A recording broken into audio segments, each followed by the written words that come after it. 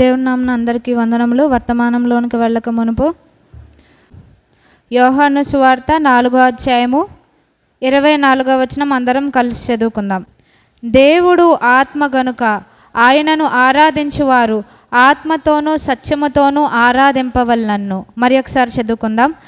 దేవుడు ఆత్మ గనుక ఆయనను ఆరాధించువారు ఆత్మతోనూ సత్యముతోనూ ఆరాధింపవలెనన్ను. మనం క్రితం వారం పరిశుద్ధాత్మను గురించి మనం ధ్యానించాము. అదే నెక్స్ట్ పార్ట్ ఈ దినం మనం కంటిన్యూ చేస్తాం. మనం చదువుకున్న లేఖన భాగాలు యోహాను సువార్త 4వ అధ్యాయం 24వ వచనములో యేసుక్రీస్తు వారు స్వయాన సమరయ స్త్రీతో చెప్తున్న మాటలు అన్నమాట. శిష్యులకు దేవుడు బయలుపరచలేదు ఆరాధన గురించి, కానీ ఒక సమరయ స్త్రీకి దేవుడు ఏ విధంగా ఆరాధించాలి, ఎటువంటి ఆరాధించేవారు ఏ విధంగా ఉండాలి, ఎటువంటి విధంగా ఉండాలని స్వయాన యేసుక్రీస్తు వారు ఇక్కడ సమరయ స్త్రీకి తెలియపరుస్తున్నారనమాట. సో ఇక్కడ సమరయ స్త్రీకి ఏం తెలియపరిచారంటే, మరి ఒకసారి మనం అదే వచనం చదువుకుంటే, దేవుడు ఆత్మ గనుక ఆయనను ఆరాధించువారు ఆత్మతోనూ సత్యముతోనూ ఆరాధించవలను అంటున్నారు. అంటే ఆయన ఆరాధించాలి అంటే మనలో ఏముండాలి అంటున్నారంటే, ఆత్మ ఉండాలి, సత్యం ఉండాలి, యథార్థత ఉండాలి అని తెలియపరుస్తున్నారనమాట. మనం ఏంటంటే అనేక సార్లు ఆత్మ లేకుండా మనం ఆరాధించే వారంగా ఉంటాం, కానీ అటువంటి ఆరాధన ఆయన దృష్టికి అంగీకారంగా ఉండదని తెలియపరుస్తున్నారు. సో ఈ దినం దేవుని యొక్క పరిశుద్ధాత్మను గురించి మనం ఆరాధిద్దాం. దేవుడు మనకి లాస్ట్ వీక్ మనం దేని గురించి ధ్యానించాము అంటే, యేసుక్రీస్తు వారు పునరుద్ధానుడై లేచిన తర్వాత శిష్యులను తండ్రి ఇచ్చిన వాగ్దానం కోసం కనిపెట్టమన్నారు. ఏం వాగ్దానం అంటే పరిశుద్ధాత్మను గూర్చిన వాగ్దానం. యేసుక్రీస్తు వారు 40 దినాలు వారికి ప్రత్యక్షమయ్యారు. తర్వాత మిగిలిన 10 దినాలు శిష్యులు ఏం చేశారు అంటే, యేసుక్రీస్తు వారు ఆరోహణమైన తర్వాత వారు యెరూషలేములోనే ఉండి ఎడతెగక ప్రార్థన చేస్తూ దేవుని సన్నిధిలో గడిపారనమాట. అది వెయిట్ చేయడం అంటే. వాళ్ళు ఏం చేశారంటే, దేవుడిచ్చిన వాగ్దానాలు ఎత్తిపట్టి ప్రార్థన చేయడం, స్తుతించడం, ఏక మనసుతో దేవుని అక్కడ ఆరాధించినట్టుగా చూస్తాం. ఎప్పుడైతే వాళ్ళు అలా చేశారో అప్పుడు దేవుని యొక్క పరిశుద్ధాత్మ ప్రతి ఒక్కరి మీద కూడా దిగినట్టుగా మనం చూస్తున్నాం. దాన్నే పెంతెకోస్తు దినము అంటారనమాట. మనం దాన్ని ధ్యానిస్తే కనుక లాస్ట్ వీక్ మనం చెప్పుకున్నాం. ఇక్కడ మనం చదువుకున్న యోహాను సువార్తలో యోహాను భక్తుడు దేవుడు ఆత్మ గనుక అని అంటున్నారు. సో దేవుడు ఆత్మ అని ఇక్కడ యోహాను భక్తుడు మనకి తెలియపరుస్తున్నారు. క్రితం వారం మనం చదువుకున్నాం, పౌలు గారు హెబ్రీలకు రాసిన పత్రికలో మన దేవుడు ఎలాంటి వాడు అన్నారంటే దహించు అగ్ని అన్నారు. అంటే అది సామాన్యమైన ఆత్మ కాదనమాట, దహించు అగ్ని అయి ఉన్న ఆత్మ. సో మనం ఎవరిని ఆరాధిస్తున్నామంటే దహించు అగ్నిగా ఉన్న ఆత్మదేవుణ్ణి మనం ఆరాధిస్తున్నాం కనుక మనము కూడా అటువంటి అగ్నితో నింపబడాలి అని దేవుడు మనకి తెలియపరుస్తున్నారనమాట. సో ఇక్కడ మనం చదువుకున్నాం దేవుడు ఆత్మ, ఆయన దహించు అగ్ని అని మనం చదువుకున్నాం. సో ఆయన్ని ఆరాధించే మనము కూడా అగ్నితో నింపబడి ఉండాలి అని మనం తెలుసుకున్నాం. అలాగే ఇంకా లాస్ట్ వీక్ మనం చెప్పుకున్నాం ఎందుకు మనకి పరిశుద్ధాత్మ అవసరం అంటే, ఈ లోకములో ఉన్నంతకాలం శరీరేచ్ఛలతో మనం పోరాడవలసి ఉంటుంది కనుక వాటిని జయించాలి అంటే మన శక్తి సామర్థ్యాల వల్ల అయ్యేది కాదు. సో అంతకు మించిన అంటే మన శరీరేచ్ఛలకు ఉన్నటువంటి శక్తి కంటే మించిన బలం ఎవరిది అంటే పరిశుద్ధాత్మ దేవుంది. అందుకని సామెతల్లో ఏముంటుందంటే, పట్టణాన్న పట్టుకోవచ్చు కానీ మన మనసును స్వాధీనపరచుకోవడం కష్టమంట. అంటే ఈ లోకంలో దేన్నైనా జయించవచ్చు, కానీ మనలను మనం జయించుకోవాలంటే అది చాలా కష్టతరమైనది. సో అంత బలమైనది జయించాలి అంటే అంతకు మించి బలమైనది ఏంటంటే పరిశుద్ధాత్మ శక్తి. సో మన యొక్క శరీరకి ఇచ్చలను జయించాలి అని అంటే మనకి పరిశుద్ధాత్మ శక్తి అవసరం. ఇంకొకటి ఎందుకు అనంటే, యెహెజ్కేలు గ్రంథంలో యెహెజ్కేలు భక్తునికి దేవుడు దర్శనాన్ని చూపించారు, ఎండిన ఎముకలకు జీవాన్ని ఇచ్చారు. మన జీవితంలో అనేకమైన విషయాల్లో ఎండిపోయిన స్థితిలో మనం ఉంటాం. సో వాటిని తిరిగి చిగురింపచేసేది, మరలా జీవింప చేయడానికి పరిశుద్ధాత్మ శక్తి అవసరం. అది ఆరోగ్య విషయమైన, పరిస్థితుల విషయమైన ఏదైనప్పటికీ. అలాగే అదే యెహెజ్కేలు గ్రంథం 37వ అధ్యాయంలో ఇంకొకటి కూడా దేవుడు చూపించారు. ఏంటి అంటే సమాధులు చూపించారనమాట. ఇంకా సమాధి అని అంటే ఇంకా మరలా బ్రతికే ఛాన్స్ లేదన్నమాట. ఎప్పుడు అంటే జీవం పోయాక సమాధిలో పడతారు. అటువంటి పరిస్థితి, ఇంకా ఈ పరిస్థితి మారదు, ఈ స్థితి ఇంతే అని అనుకున్న పరిస్థితులను కూడా ఎవరు మార్చగలరంటే పరిశుద్ధాత్మ దేవుడు మార్చగలరు అనమాట. అంటే సమాధిలో బంధించబడిన మనలను మరలా తిరిగి బయటకు రప్పించే శక్తి కలిగిన దేవుడు. అది మన పరిస్థితులు. అలాగే మనం మరణమయ్యిన తర్వాత పునరుద్ధానానికి సంబంధించింది కూడా దానికి అక్కడ సాదృశ్యంగా ఉంది. ఇంకొకటి 4వది దేన్ని చూపిస్తుందంటే పరిశుద్ధాత్మ శక్తి ఎందుకు మనకు అవసరం అంటే మన బలహీనతలను మనం అధిగమించడానికి మనకి పరిశుద్ధాత్మ శక్తి అవసరం అని మనం తెలుసుకున్నాం. అలాగే ఇంకొకటి ఏంటంటే దేవుని పిల్లలుగా మనం ఈ లోకములో ఉండాలి అంటే మనకి పరిశుద్ధాత్మ శక్తి ఎంతో ప్రాముఖ్యమని మనం చదువుకున్నాం. లాస్ట్ వీక్ మనం ధ్యానించిన అంశాలు ఇవి. ఈ దినం మనం ధ్యానించేది ఏంటి అంటే ఎందుకు మనకి పరిశుద్ధాత్మ అవసరం, పరిశుద్ధాత్మ కార్యాలు మన జీవితంలో ఏంటనేది ఫస్ట్ వీక్ కంటిన్యూషనే మనం ఈ యొక్క వారం మనం ధ్యానించుకుంటాం.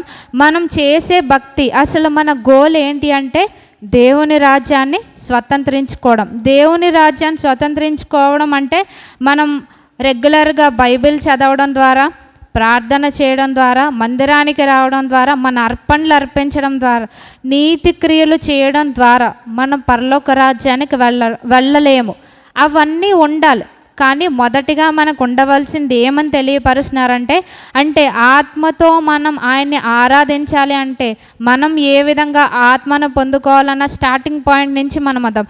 ఇదే యోహాను సువార్త 3వ అధ్యాయం మనం చూస్తే యోహాను సువార్త 3వ అధ్యాయము పేజ్ నెంబర్ 82. సో మన గోల్ ఏంటి అని మనం చెప్పుకున్నామంటే మనం అసలు ఎందుకు ఈ యొక్క భక్తిని ఆచరిస్తున్నాము అంటే దేవుని రాజ్యాన్ని చేరుకోవడానికి. సో ఏ విధంగా మనం చేరుకుంటామంటే యోహాను సువార్త 3వ అధ్యాయము 5వ వచనం మనం చూస్తే యేసు ఇట్లనెను, ఒకడు నీటి మూలముగాను ఆత్మ మూలముగాను జన్మించితేనే కానీ దేవుని రాజ్యములో ప్రవేశింపలేడని నీతో నిశ్చయముగా చెప్పుచున్నాను. ఇది ఎవరు చెప్తున్న మాటలంటే యేసుక్రీస్తు వారు నికోదేము గారికి చెప్తున్నారన్నమాట. ఈయన కూడా నికోదేము గారు కూడా ఎవరంటే ఈయన కూడా టీచర్ అన్నమాట. కానీ ఈయన అడుగుతున్నారు యేసుక్రీస్తు వారిని. అంతగా ధర్మశాస్త్రాన్ని బోధించి ఆయనకు కూడా డౌట్ వచ్చిందనమాట. ఏమనంటే దేవుని రాజ్యాన్ని చేరుకోవాలంటే ఏం చేయాలి అన్నారు. అప్పుడు యేసుక్రీస్తు వారు ఏం చెప్పాలంటే క్రొత్తగా జన్మించాలి అని. ఈ క్రొత్తగా జన్మించడం అనే దాంట్లో 2 విషయాలు ఉన్నాయి.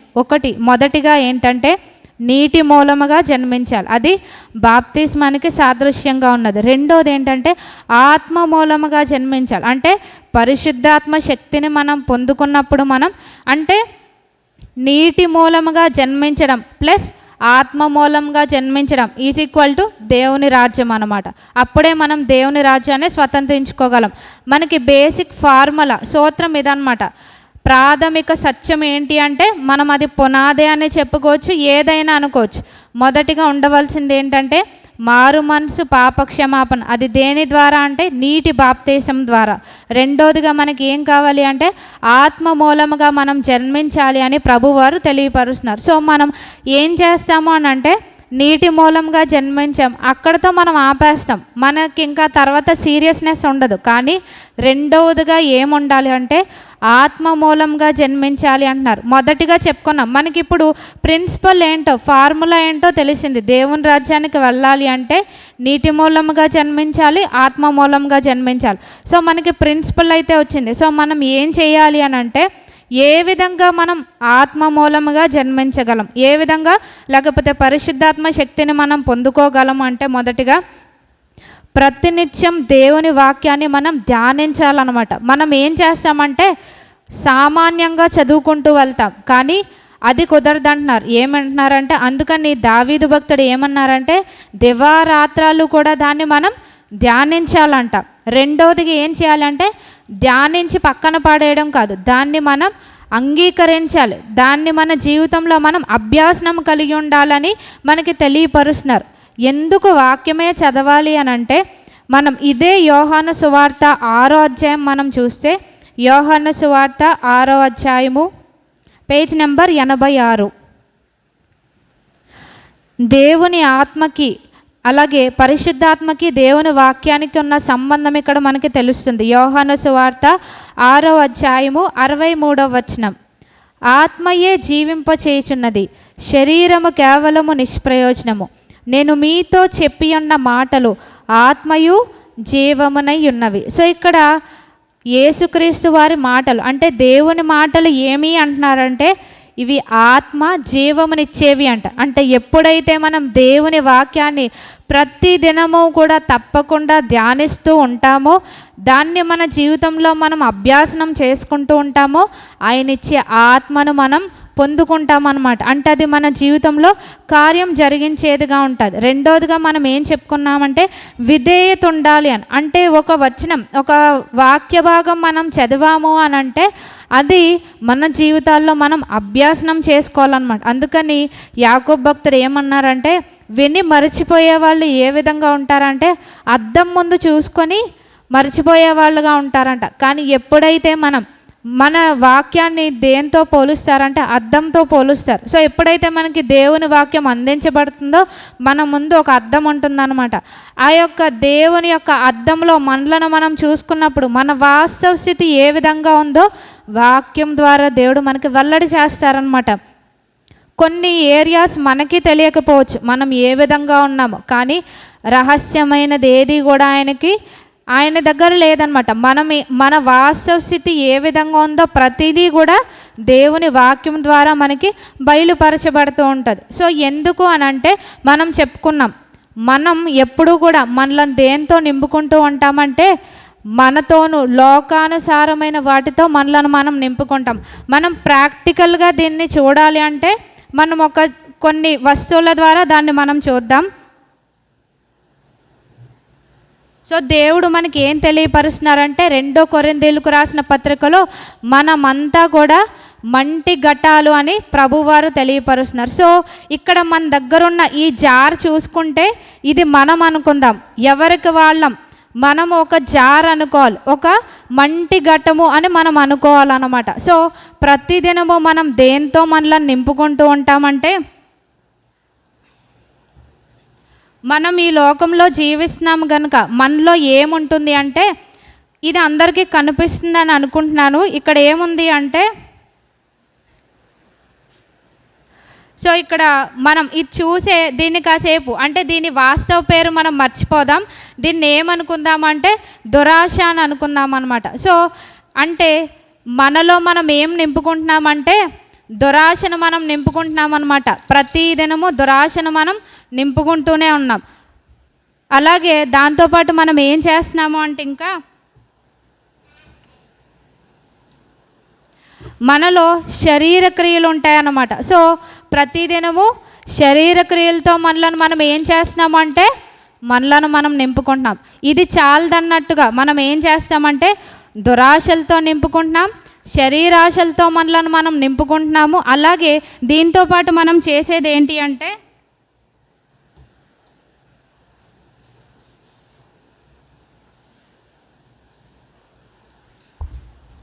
ప్రతి దినము కూడా వాక్యం చదువుతాం, ప్రార్థన చేస్తాం. వీటితో పాటు మన జీవితంలో ఏముంటుందంటే ఇది కూడా ఉంటుందన్నమాట. ఏం చేస్తున్నామంటే మొదటిగా మనలను మనం ఇక్కడ దురాశలతో నింపుకున్నాం. సో ఈ పాత్ర నేను అనుకుంటాను, కానీ ఈ పాత్ర ఎవరికి వాళ్ళు మీరు అనుకోవాలి. ఇక్కడ ఏముంది అంటే మనం మొదటిగా ప్రతిదినము మనం చేసేది ఏంటంటే దురాశతో నింపుకుంటాం, శరీరాశలతో నింపుకుంటాం. కానీ దాంతోపాటు ప్రతిరోజు ప్రార్థన చేస్తాం, వాక్యం చదువుకుంటాం. అలాగే ఇంకా ఏం చేస్తాము అంటే ఇదే పద్ధతి అనమాట. మనకి సైక్లిక్ ప్యాటర్న్లో వెళ్ళిపోతూ ఉంటుంది. పొద్దున్న మనం టిఫిన్ చేస్తాం, మధ్యాహ్నం భోజనం చేస్తాం, సాయంత్రం డిన్నర్ చేస్తాం, ఈవినింగ్ స్నాక్స్ తింటాం. అలాగే ఇది కూడా సైక్లిక్ ప్రాసెస్లో మనకి మార్నింగ్ లేవగానే మళ్ళా నింపుకుంటూ ఉంటాం, శరీరాశలతో నింపుకుంటాం, అలాగే మళ్ళా దురాశలతో నింపుకుంటాం. సో నేను యవనస్తురాలను కాబట్టి నేను దీన్ని యవనేచ్ఛలు అనుకుంటాను, దాంతో నింపుకుంటూ ఉంటాం. అలాగే దీంతో పాటు మనం మళ్ళా చేసేది ఏంటి అంటే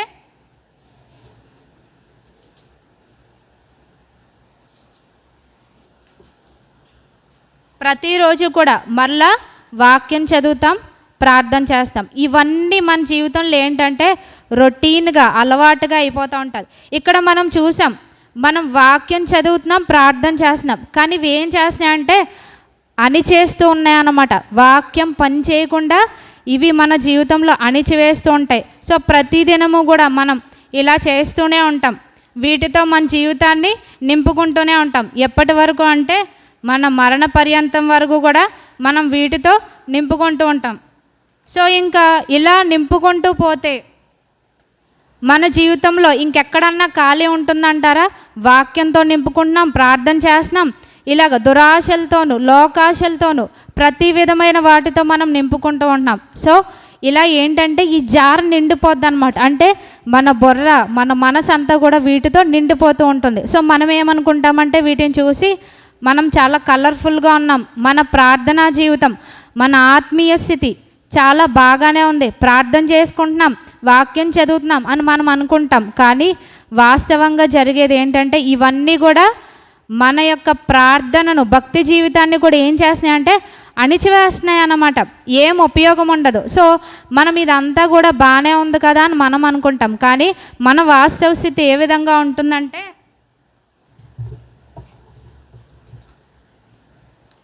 ఇక్కడ మనం ఒక గ్లాస్ చూస్తున్నాం, ఇది చూడటానికి చాలా అసహ్యంగా ఉందన్నమాట.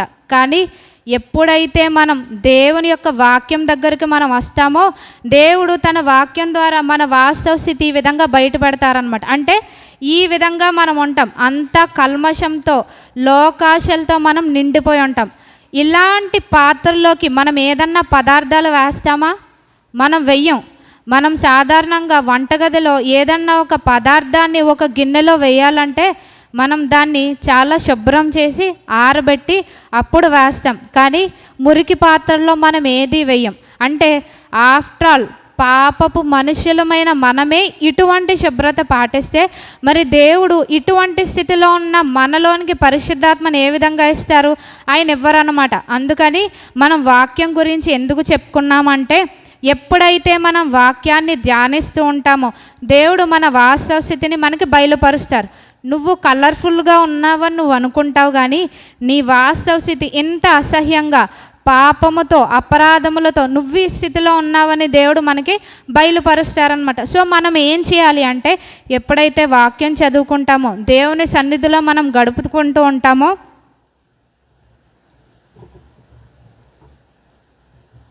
మనం ఇందాక చెప్పుకున్నాం, దీన్ని ఏం చేయాలి అంటే వాక్యం చదివినప్పుడు దేవుడు మనకి బయలుపరుస్తారు. నీలో ఈ శరీరాశలు ఉన్నాయన్నప్పుడు మనం చదువుకున్న ఆ తర్వాత దాన్ని అభ్యాసంలోనికి తేవాలన్నమాట. సో ఇదే ఒప్పుకొని విడిచిపెట్టడం అంటే ఇలాగే ఉంటుందన్నమాట. అందుకని సామెతలు ఏమన్నారంటే అతిక్రమలు దాచిపెట్టువాడు వర్ధిల్లడు, వాటిని ఒప్పుకొని మనం ఏం చేయాలంట?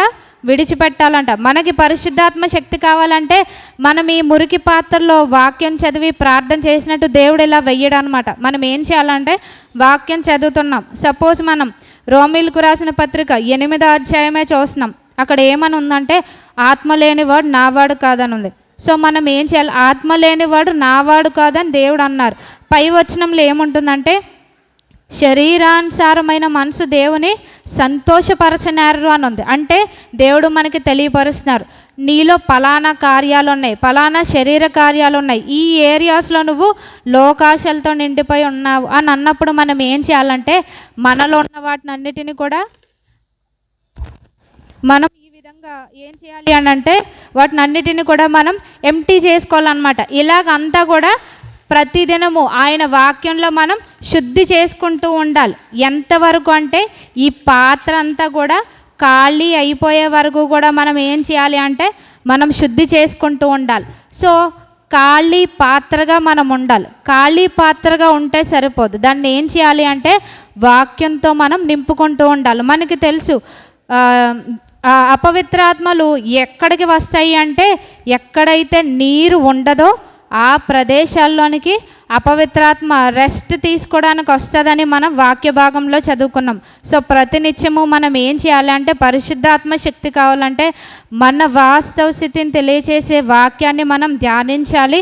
దాని ద్వారా మనలో ఉన్న వాటిని అన్నిటిని ఒక్కొక్కటిగా మనం తొలగించుకుంటూ ఉండాలన్నమాట. ఏది మనలో ఉందో వాటిని తొలగించుకోవడానికి మనం సిగ్గుపడకూడదు, దేవుని దగ్గర వాటిని దాచకూడదు అనమాట. ఎప్పుడైతే మనం దాస్తామో పరిశుద్ధాత్మ శక్తి మన జీవితంలో మనం పొందుకోవడానికి అది ఆటంకంగా ఉంటుంది. సో మనం ఖాళీ పాత్రగా అంటే ఖాళీ పాత్ర అంటే ఇలాగ ఉండాలని కాదు.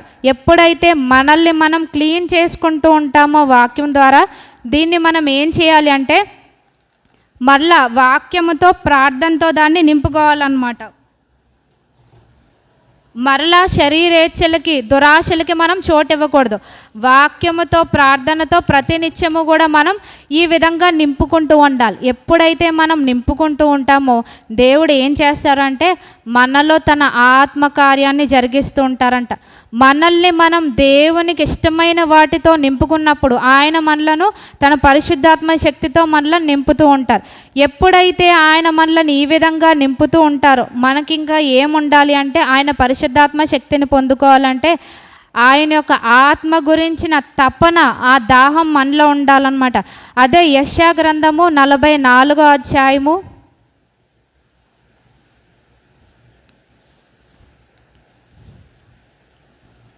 44వ అధ్యాయము పేజ్ నెంబర్ 405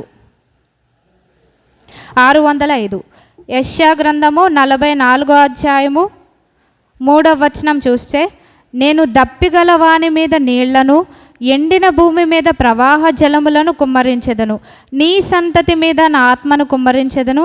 నీకు పుట్టిన వారిని నేను ఆశీర్వదించను. సో ఎవరికి దేవుని ఆత్మ అని అంటున్నారంటే ఎవరికైతే దప్పికుంటుందో వారికి మాత్రమే. అంటే వాక్యాన్ని చదవడం, దాన్ని మన జీవితంలో అభ్యాసనం చేసుకోవడం మాత్రమే కాకుండా దేవుని ఆత్మను పొందుకోవాలనే తపన, దాహం మనలో ఉండాలన్నమాట. సో ఎప్పుడైతే మనకి ఆ దాహం ఉంటుందో దేవుడు ఏమని వాగ్దానం ఇచ్చారంటే దప్పిగలవాని మీద నీళ్లను కుమ్మరిస్తాను, ఎండిన భూమి మీద ప్రవాహ జలములను కుమ్మరిస్తాను అని ఇక్కడ ప్రభువు వారు మనకి తెలియపరుస్తున్నారు.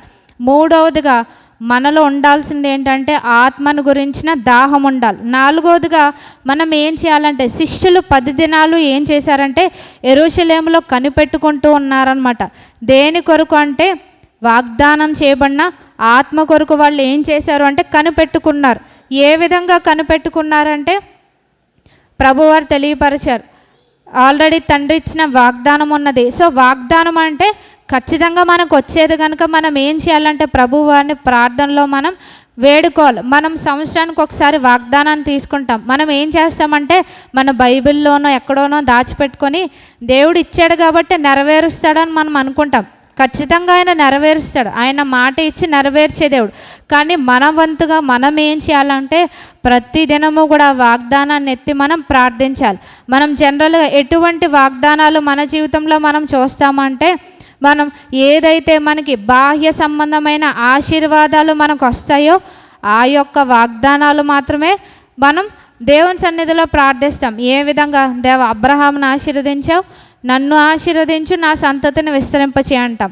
అలాగ మనం ఏం చేస్తామంటే బాహ్య సంబంధమైన ఆశీర్వాదాల కోసం మనం దేవుణ్ణి అడుగుతాం. కానీ అంతకంటే ప్రాముఖ్యమైనది ఏంటి అంటే ఆత్మ సంబంధమైన ఆశీర్వాదాలు, పరిశుద్ధాత్మ గురించిన ఆ వాగ్దానం మనం దేవుని సన్నిధిలో ఎత్తిపట్టి ప్రార్థించాలి అని ప్రభువారు మనకి తెలియపరుస్తున్నారు. మనం చెప్పుకున్నాం దేవుని రాజ్యానికి వెళ్ళాలి అంటే అక్కడ మనకు ఒక ప్రిన్సిపల్, ఒక ఫార్ములా ఉందని. ఏంటి అంటే నీటి మూలముగా ఆత్మ మూలంగా జన్మించాలి. అలాగే పరిశుద్ధాత్మ శక్తిని కూడా మనం పొందుకోవాలంటే ఇక్కడ కూడా మనకు ఒక ఫార్ములా ఉందన్నమాట. ఇది మనకు అందరికీ బాగా సుపరిచితమైంది. ఏంటంటే మత్తయి సువార్త 7వ అధ్యాయం 7వ వచనం. అందులో ఏముందంటే అడుగుడి మీకు ఇయ్యబడును, వెదకుడి మీకు దొరుకును, తట్టుడి మీకు తీయబడును.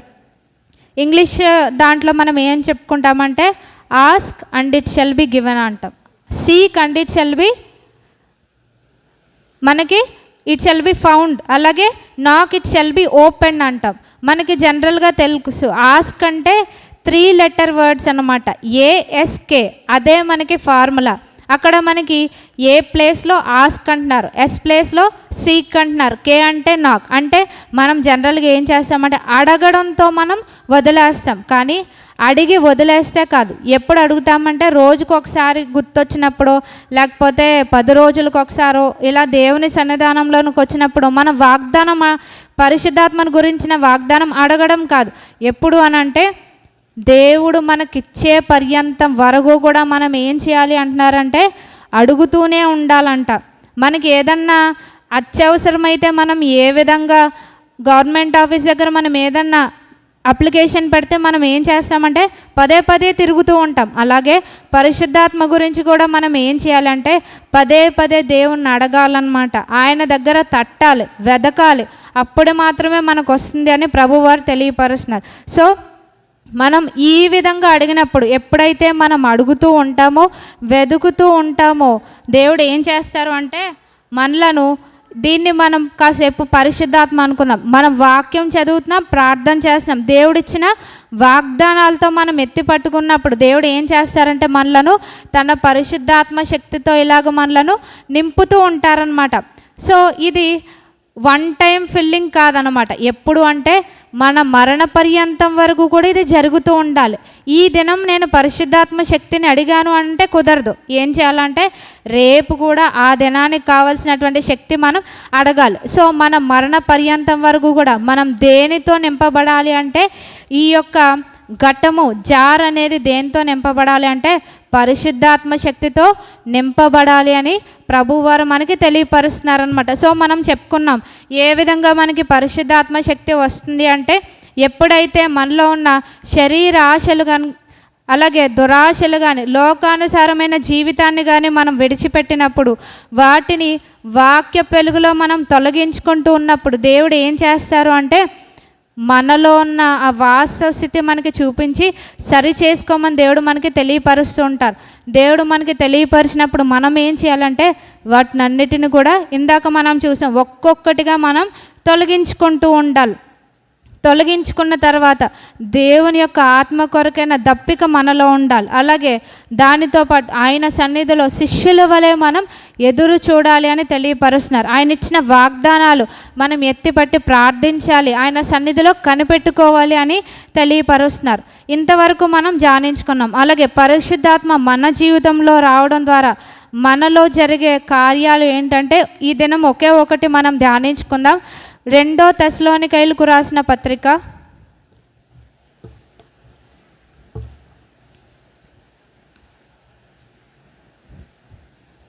2వ పత్రిక 2వ అధ్యాయము పేజ్ నెంబర్ 188. 2 తెస్సలోనికైలకు రాసిన 2వ పత్రిక 2వ అధ్యాయము 13వ వచనం మొదటి 2 లైన్లు చదువుకుందాం. ప్రభువు వలన ప్రేమింపబడిన సహోదరులారా, ఆత్మ మిమ్మును పరిశుద్ధపరచట వలన. ఇక్కడ పరిశుద్ధాత్మ మనలోనికి రావడం ద్వారా జరిగే కార్యం ఏంటి అంటే మనలను పరిశుద్ధపరుస్తూ ఉంటుందన్నమాట. మనం ఈ దినం స్నానం చేసామనుకోండి, ఈ దినం చేసామని మళ్ళా రేపు చేయకుండా ఉంటామా? ఉండం, ప్రతిరోజు చేస్తాం. ఎందుకనంటే మనం ఎక్కడ తిరిగినా, ఎక్కడికి వెళ్ళకుండా ఇంట్లో ఉన్న ఆ దుమ్ము ధూళి అంతా కూడా మన మీద పడుతూ ఉంటుంది. సో మనం మలినం అవుతూనే ఉంటాం. అలాగే ఈ లోకంలో మనం జీవించినంత కాలం కూడా పాపపు మాలిన్యము, కళంకము, దుష్టత్వము మన మీద ఏలుబడి చేస్తూనే ఉంటాయి. వాటి నుంచి మనం పరిశుద్ధపరచబడాలి అంటే మనకి ఏం ఉండాలి అంటే పరిశుద్ధాత్మ శక్తి అనేది ఉండాలి. పరిశుద్ధాత్మ ఉన్నప్పుడు అది మనల్ని ఏం చేస్తుంది అంటే పరిశుద్ధపరుస్తూ ఉంటుంది అనమాట. అంటే మనలో ఉన్న కళంకాన్ని, దుష్టత్వాన్ని ప్రతిదీ కూడా పరిశుద్ధాత్మ దేవుడు తొలగిస్తారనమాట. సో మనం అందుకని హెబ్రీలకు రాసిన పత్రికలో పౌలు గారు ఏమన్నారు అంటే దేవుణ్ణి చూడాలి అంటే మనకి ఏముండాలంటున్నారంటే పరిశుద్ధాత్మ శక్తి అవసరమని అంటున్నారు. పరిశుద్ధత లేకుండా ఎవరినూ ప్రభువును చూడనేరడు. సో దేవుని రాజ్యానికి వెళ్ళాలి అంటే పరిశుద్ధాత్మ కావాలి, దేవుణ్ణి చూడాలంటే పరిశుద్ధత కావాలి. ఏ విధంగా వస్తుందంటే పరిశుద్ధాత్మ శక్తిని మనం పొందుకోవడం ద్వారా. మనం చెప్పుకున్నాం మన యొక్క గోల్ ఏంటంటే దేవుని రాజ్యాన్ని మనం స్వతంత్రించుకోవడం. ఆయన రాకడలో ఎత్తబడ్డమైన, లేకపోతే ఆయన రాకడ ఆలస్యమైతే, మన మరణమే ముందు అయితే గనక మనం ఆయన రాజ్యాన్ని స్వతంత్రించుకోవాలంటే మనం నీటి మూలంగా, ఆత్మ మూలంగా జన్మించాలి అని. మనం నీటి మూలంగా జన్మించిన వాళ్ళం ఏం చేయాలి అంటే పరిశుద్ధాత్మ కోసం మనం కనిపెట్టుకోవాలి అని ప్రభువారు తెలియపరుస్తున్నారు. రెండవదిగా ఏ విధంగా మనకి పరిశుద్ధాత్మ వస్తుందంటే ఎప్పుడైతే మనం ఆయన మాటల్ని ప్రతిదినము మనం ధ్యానిస్తూ ఉంటామో, మన జీవితంలో మనం అప్లై చేసుకుంటూ ఉంటామో, మన వాస్తవ స్థితిని దేవుని వాక్యం మనకి బయలుపరుస్తుంది. బయలుపరిచినప్పుడు మనం ఏం చేయాలి అంటే ఒక్కొక్కటి కూడా ఒప్పుకొని విడిచిపెట్టాలన్నమాట. సపోజ్ ధనాపేక్షే ఉంది, ప్రభువా నాలో ధనాపేక్ష ఉన్నది, ఈ ధనాపేక్షను నేను చంపివేయడానికి నాకు సహాయం చేయండి అని మనం నిజాయితీగా ఆయన సన్నిధిలో ఒప్పుకోవాలన్నమాట. దాన్ని మనం అభ్యాసనం చేయాలి. ఎప్పుడైతే ఆ ఏరియాస్లో మనకి శోధన వస్తుందో మనం దేవుని శక్తి మీద మనం ఆధారపడాలి. సో ఆధారపడినప్పుడు దేవుడు మన మంటి ఘట్టాల్లో ఉన్న దుష్టత్వాన్ని, ప్రతి విధమైన పాపాన్ని కూడా దేవుడు తొలగించడానికి దేవుడు సహాయం చేస్తారు. రెండోదిగా ఏం చేయాలి అంటే మనం వాక్యానికి విధేయత చూపించి దాన్ని అభ్యాసనం చేయాలి అని అంటున్నారు. ఇంకొకటి ఏంటి అంటే మనకి మూడవదిగా దేవుని ఆత్మ గురించిన తపన, ఆ దాహం మనకు ఉండాలి అని తెలియపరుస్తున్నారు. నాలుగవదిగా ఆ వాగ్దానాలను మనం ఎత్తిపట్టి ఆయన సన్నిధిలో ప్రార్థించాలి. అలాగే ఐదవదిగా దేవుని యొక్క పరిశుద్ధాత్మ మనలోనికి వచ్చినప్పుడు మన జీవితాల్లో జరిగే కార్యం ఏంటి అంటే ఆయన మనలను పరిశుద్ధపరుస్తూ ఉంటారనమాట. మన ఆలోచన విధానాన్ని, పరిశుద్ధాత్మ శక్తి పొందక మునుపు మన ఆలోచన విధానం ఒకలాగా ఉంటుంది. ఎప్పుడైతే మనం పరిశుద్ధాత్మ శక్తిని పొందుకుంటామో టోటల్గా దేవుడు మనల్ని ఏ విధంగా ఉండాలని కోరుకుంటున్నారో అటువంటి ఆలోచన విధానం మనకు వస్తుందన్నమాట. మనం ఎంతసేపు పరిశుద్ధాత్మ గురించి ఎంత మనం ధ్యానించుకున్నాం, కానీ పరిశుద్ధాత్మ శక్తి మనకి లేకపోతే మనకి నూతన జన్మ అనేది ఉండదన్నమాట.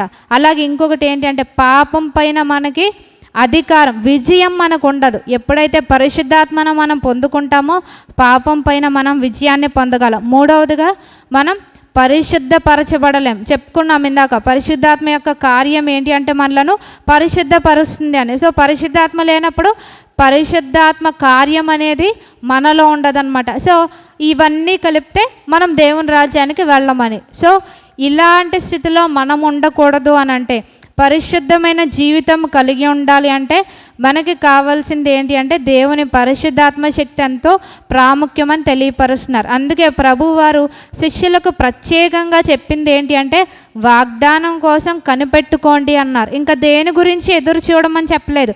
నువ్వు ఎప్పుడు వస్తావు ప్రభా, నువ్వు వచ్చే టైంకి సూచనలు ఏంటి, ఇశ్రాయేలుకు మరలా రాజ్యాన్ని ఇస్తావా అంటే అవన్నీ కూడా తండ్రి స్వాధీనంలో ఉన్నాయి, మీరు మాత్రం ఆయన ఇచ్చిన వాగ్దానం కోసం కనిపెట్టుకోండి అని చెప్పారు. సో మనము కూడా ఏం చేయాలి అంటే ప్రతిదినము కూడా ఆయన ఇచ్చే పరిశుద్ధాత్మ శక్తిని మన జీవితంలో మనం పొందుకోవాలని దేవుడు మనకి తెలియపరుస్తున్నారు. సో ఎప్పుడైతే మనం పరిశుద్ధాత్మ శక్తిని పొందుకుంటామో మొదటిగా మనం చదువుకున్న లేఖన భాగాలు ఏంటంటే ఆత్మతో ఆరాధించేవారు. మనం ఆ సంఖ్యలో ఉంటాం. ఆత్మతో మనం ఆయన్ని ఆరాధించగలం. అప్పుడే మన ఆరాధన ఆయన దృష్టికి అంగీకారంగా ఉంటుంది. దేవుడు అటువంటి కృపలను మనకు అనుగ్రహించునుగాక. ఆమేన్.